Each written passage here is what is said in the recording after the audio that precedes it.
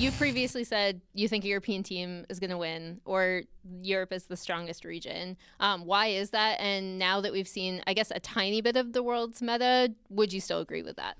I don't know if I think that the play-ins meta is going to be indicative of the world's meta. I think that there's a lot of variance in terms of individual performers at this stage of the tournament that kind of lead me to question certain picks and their viability.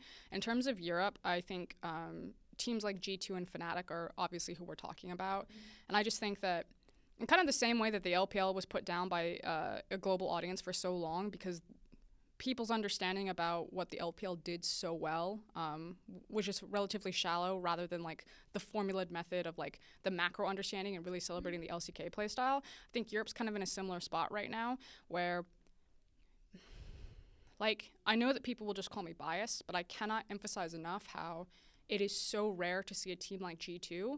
And if we don't celebrate them now, when they're gone, we'll look back at this moment in time and regret it. In the same way that we needed to celebrate SKT probably even more back when they were this incredible dynasty, and maybe they returned to that form, but like in a 0.3 to 0.5 second window where all 5 players have to make the right decision or see an opportunity that a different team or a different player doesn't see, that type of synergy is almost supernatural.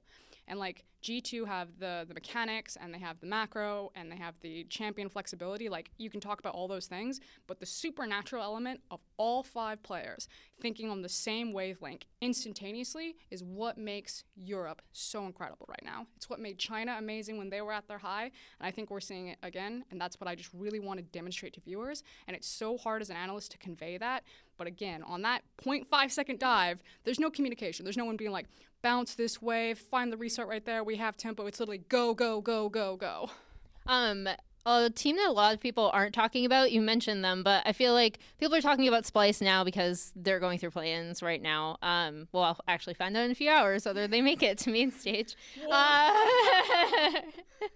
No, I mean, I picked them, just saying, I picked them. But a team that not a lot of people are actually talking about is Fnatic, oddly enough. So what can you tell me about them and their play style, and what should we be looking out from Fnatic? I think Fnatic are more so champion dependent than G2 are in terms of, like, not that they don't have flexibility, but they have a more regimented way of how they think about the game. I think what makes Fnatic such a standout team like G2 is not anything to do with micro, macro, or champion. It's to do with the ability to problem solve on the fly, and the fact that the game plan can change, and their ability to read the state of the map and then very quickly identify and decide what to do about it, which is what the best teams in this tournament will be able to do, which is why there is such a massive gap between G2, Fnatic, and then Splyce. Splyce are a set playbook team.